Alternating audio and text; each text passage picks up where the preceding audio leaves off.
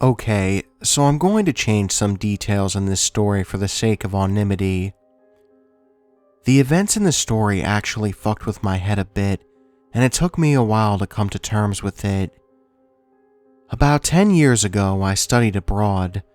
I had a few friends in this new country, and I was glad to have found a place to live with some cool people of my age. I started hanging with this crew, which became my friends, and we used to smoke a lot of weed. Things were sweet. There was this one friend of my roommates, Frank, that came over to our place from time to time. I thought it was odd because he was like twice everybody's age. He was very intense as a person and made me feel slightly uncomfortable. The first time I met him, he seemed extremely suspicious of me and would ask me all kinds of questions to suss me out. But he had a good sense of humor and would always crack great jokes. In a way, he was kind of charming, and my roommate seemed to love him. Also, he always brought pizza. I asked one of my friends what the deal was with this guy, and he was like, "Oh, you don't know? Last year he found his wife and her brothers murdered in their flat. He is under investigation, but he didn't do it." I was taken aback by this. How could they really know he didn't do it? And why did they want to hang around with a potential psycho? I gave it the benefit of the doubt, but I certainly saw Frank in a new light now. Time went, and Frank came by our place almost daily. He was very clever and sly, manipulative. I got to know more about his background. He used to be in a gang when he was my age. He had been in prison most of the time in between then and now for violence. This did not help me in trusting him. I could not believe how naive my roommates were to trust this man.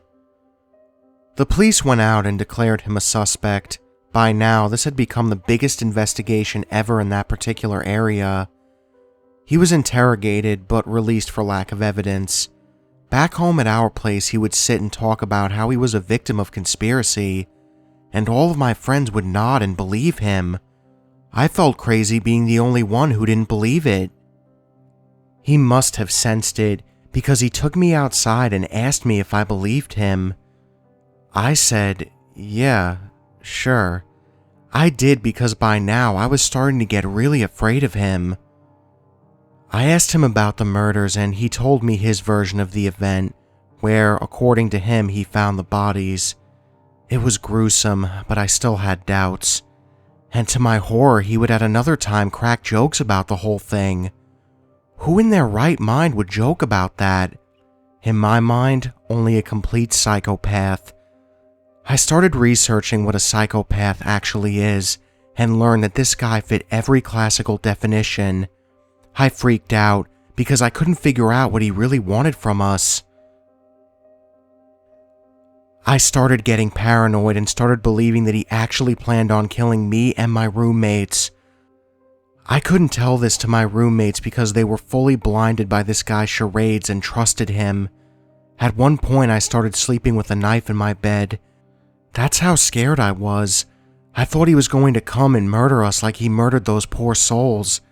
This was a horrible time for me. On top of that, the police had been tipped off about the relatively large amounts of weed being kept in the house and started raiding the place.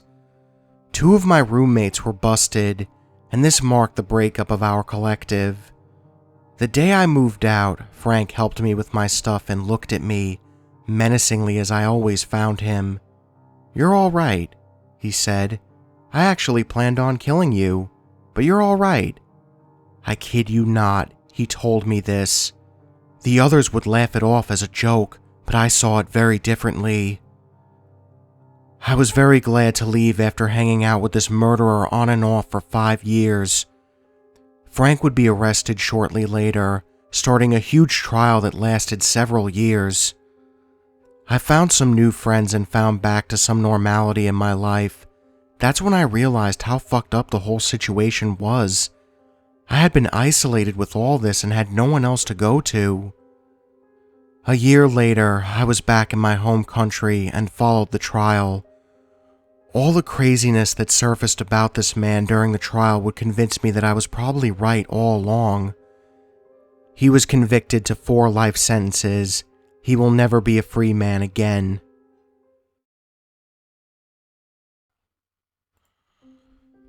This is a story about a friend and roommate I used to have who I blocked out of my life. I've known him for about 3 years. I have to start from the top to really explain what a sick and mentally ill man he is. I was a bit of a stoner a few years ago.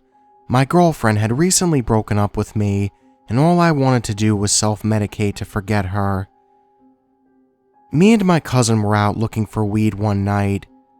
That's how we met Joey. Joey was 4 years older than both of us, and he dressed like a typical kid who wanted to be ghetto or gangster looking. He stood at 6'5" and weighed 240 pounds. He was a massive hulk of a man. His personality at the time seemed like that of a big friendly dog, a bit dumb but funny and kind nevertheless. So we both let it slide. He was a hardcore stoner and collected numerous exotic pets like snakes and such. Although something was off about how he dressed. He'd match his do-rag to his sneakers and t-shirt and pants, which was a bit funny. There's not many gangs in my area, but I would imagine in his all-red or all-yellow outfits with bandanas on, he'd attract unwanted attention elsewhere. If Joey was anything, he was a storyteller. He had a story about just about everything. Usually it was a subtle or not-so-subtle brag story. He was definitely loud and a motor mouth. I usually just ignored him when he annoyed me or went home. My cousin had moved back home to work and I stayed behind, so me and Joey quickly became pretty good friends, as I had no one else besides Joey and his roommates. Fast forward a few months and Joey appears to be the ladies' man sort of a guy. An influx of women always passed through. Oddly enough, they were all usually single mothers or way older than him. I just left it be, but now after knowing him in retrospect, I'd say it's part of his mental illness and how he portrays himself to desperate women. Joey moves away for a few months but moves home, and he gets a new girlfriend, Tara, in the same week he moved back. Tara is a pretty normal college student and definitely not his usual overweight single mom type. One thing I learned was Joey portrayed himself as sort of a feminist and knight in shining armor to women, writing them poetry and such. What happened over the next 2 years revealed a dark side of Joey I never thought he had, and one I'm finally glad to be free from. It was absolutely terrifying, and while I chastise myself now for sticking around, I've had many abusive relationships as the victim, and I just grew so used to it, unfortunately. I do blame myself for what transpired. Anyways, to continue with the story, I moved in with them and another couple. I felt like why not move in with my best friend? He's a bit annoying sometimes, but everybody has their faults. I'm sure I'm annoying to other people at times. As if some switch flicked on in Joey's very core, he began to become very angry and explosive about the slightest thing going wrong, always threatening to violently attack other people and bad-mouthing me to his girlfriend and the other roommates. One night I accidentally knocked his weed off his dresser on the floor, and to my surprise he slapped me for it. I'm shocked and move out a few weeks later. I decide I'm never going to live with that guy again. I moved out and slowly Joey tries to get on my good side again and keeps saying he was abused by his ex-girlfriend when he moved away, and that the other roommate stole from him and his girlfriend Tara, so he was just in a violent mood after everything went wrong. Being a naive and forgiving person, I accept his apology, and for the few months we hang out, he's generally okay in small doses. However, a few months later I had to move out of my apartment, and I was flat broke. So Joey offers again to give me a place to stay until I get back on my feet. I accept having nowhere else to go, and they all move my things for me.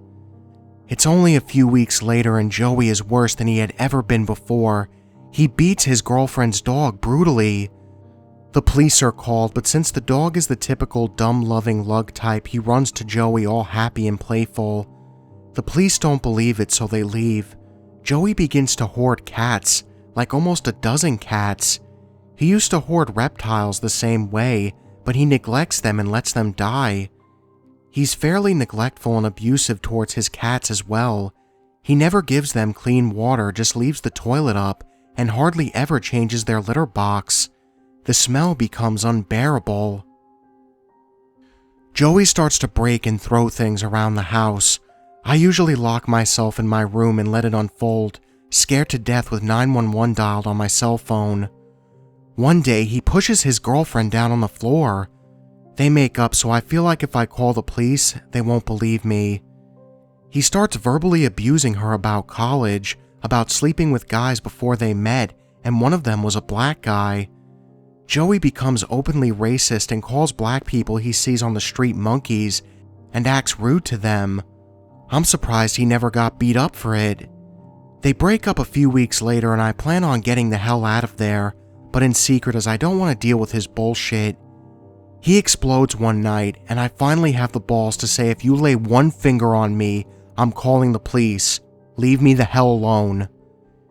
He goes back to trying to be a sentimental romantic guy to win her back, but she doesn't want any of it. He eventually explodes and calls her a dirty whore. He dates a few different girls, but they find out he's just using them for money or marijuana. He puts a lot of weird and depressing statuses on Facebook and writes his poems again. His poems are all pretty much, I loved you, then you left me, and I wanted to die. I find a new place and in the weeks before I move, that's when I learned something more disturbing about Joey than him just being an abusive asshole. One night, Joey isn't anywhere to be found. Good, I think. I get a phone call a few days later at 6 in the morning. Apparently, Joey had exposed himself to a 15-year-old girl, even though he was nearly 30, and sent her pictures of his erect cock. Her parents had called the police on him. I pretended to care and then hung up the phone and reported it to the police as well. A day or so later, he comes back home and starts moving out. He tells me this isn't the first time this happened, and he likes to take out young girls to get ice cream and such. Sometimes he would point out little girls and say they were attractive, and I thought all this time he just had a sick sense of humor. I block him on every social media and block his phone number and tell him I'm moving to a fake address so he doesn't bother me. It's been a month or so. I haven't heard back from him. I'm hoping the police charge him with luring.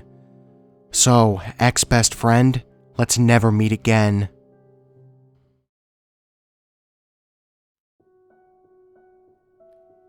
This is a tale about a friend I used to have years ago. Her name was Sarah and I met her in the 7th grade. Back then, she was a normal preteen girl, much like myself.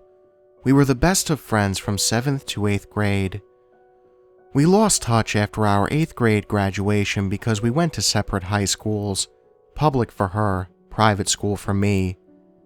It wasn't until I moved back into my mother's house at the age of 18, pregnant and depressed from my failed relationship with both my father and ex, that I started talking to her again. We picked right back up where we left off at the end of 8th grade and quickly rebuilt our friendship back to best friend status. She even agreed to be my son's godmother. Now, I want to take a moment and tell you a bit about Sarah and myself. We were the same age, our birthdays roughly 2 weeks apart from each other. She was the oldest of 3 girls. We both appeared to look similar almost, both fairly pale in skin, glasses, and same height and weight. Her hair color was more blonde compared to my brunetteness, and had blue eyes while I have brown eyes. Back to the story. This takes place a few months after I had given birth. Nothing major had happened between me and her yet, except she was a little bossy, but I brushed that off as being the eldest sibling, nothing I couldn't handle.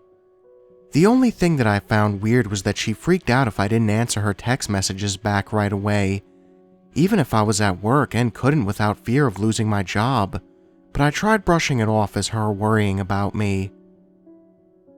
I had started dating a new guy named Josh. Sarah was actually the one that introduced us because Josh was a good friend with her boyfriend, Rob. Naturally, I started spending a little more time with Josh, but still spent a lot of time with Sarah. She didn't take to this very well and tried causing problems for me and Josh. After having a sit down with Sarah, telling her I wasn't giving up our friendship but neither was I going to push a guy I really liked away, she seemed to have gotten the message and backed off.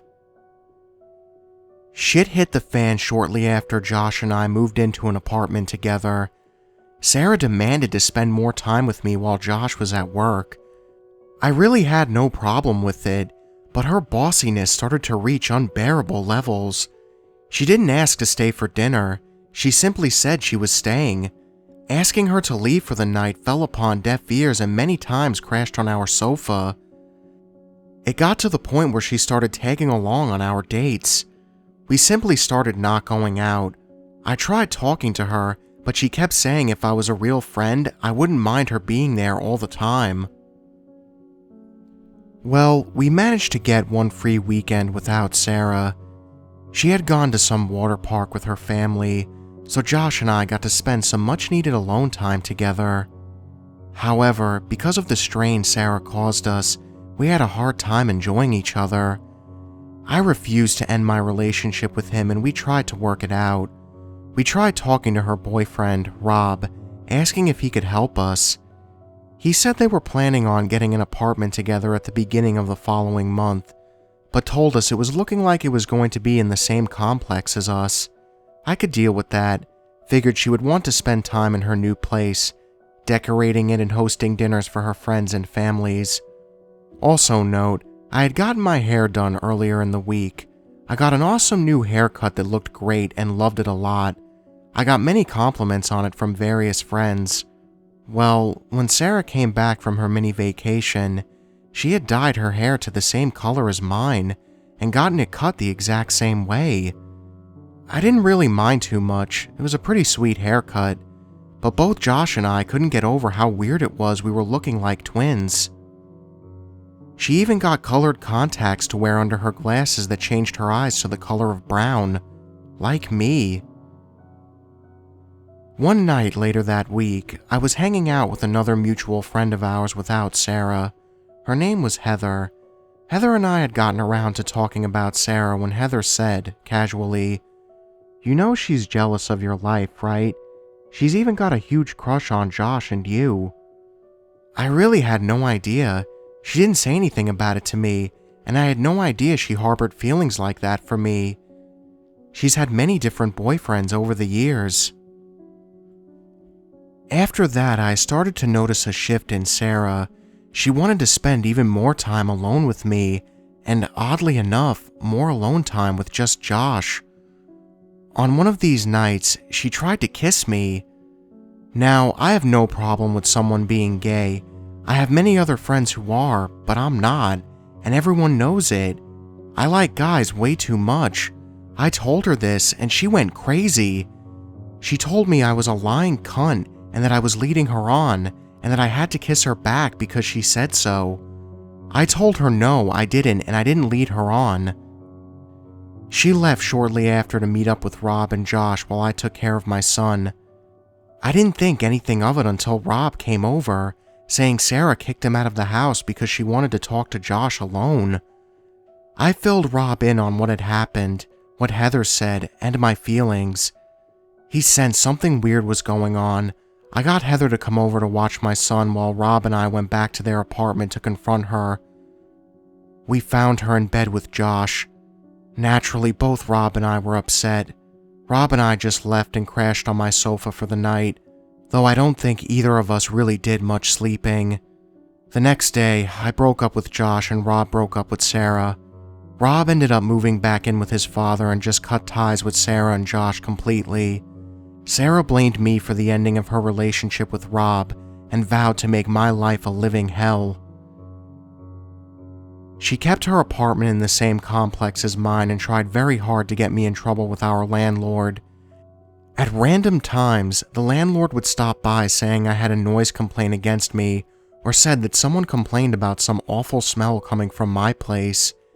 After the third time he came by saying someone saw a rat coming out of my door, he realized someone was just trying to cause me trouble.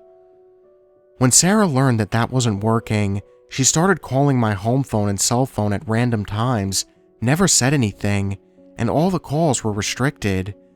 But I knew it was her. From my window, I could see into her apartment and always saw her looking out my window while on the phone. I quickly changed my phone numbers, and that was the end of that. No one besides my mom and work had them, and neither cared for Sarah much after learning what she had done. When she realized she couldn't get a hold of me via phone, she took to blowing up my email and MySpace and Facebook. Obviously, it didn't take me long to block her on that.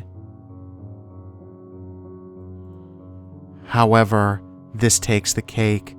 Apparently, she had a copy of my key. I don't know how she got it. I never gave her a copy. I figured Josh might have given her one when they started to become sexually active, or else she just stole Josh's and made her own copy. She took to entertaining my house when I wasn't home. At first, I started noticing little things disappearing or being moved. My bills were no longer on the kitchen table, but on the dining table. My favorite shirt had gone missing. The cordless phone was across the room, and I don't remember setting it down there. I thought I was simply losing it and misplacing things. This went on for 2 or 3 weeks until bigger things were missing. My son's DVD player, my keyboard, cell phone charger, bath soap, towels, and even my son's baby blanket were all taken. Naturally, I did the most logical thing and called the police and landlord. My landlord changed out my locks ASAP, and the cops agreed to talk to Sarah. They said they wouldn't be able to do anything unless she let them in or admitted to it, but they would still try to talk to her. And this is what I was told. They knocked on the door. She opened it wide enough for them to see the wall behind her. On this wall were hundreds of photos of me, either alone at work or at the store or with my son at the park. It wouldn't have been so creepy if it weren't for the fact that she wrote in big letters with red paint, "Die, you fucking cunt." It covered some of the photos and the wall. The police were able to search her place. They found journals full of her writing saying how she wanted to kill me, how she was going to do it, and other fucked up things. She had my work schedule written on her calendar, and on certain days she had it circled and marked as kill day. Police found an unregistered gun and a huge knife. She was arrested. I promptly moved out and moved back into my mother's house. I found a new job and changed my appearance. I cut off contact with all of our mutual friends and found a new job. I haven't seen or heard from her in 3 years now. For all I know, she is still in jail. I just count my lucky stars.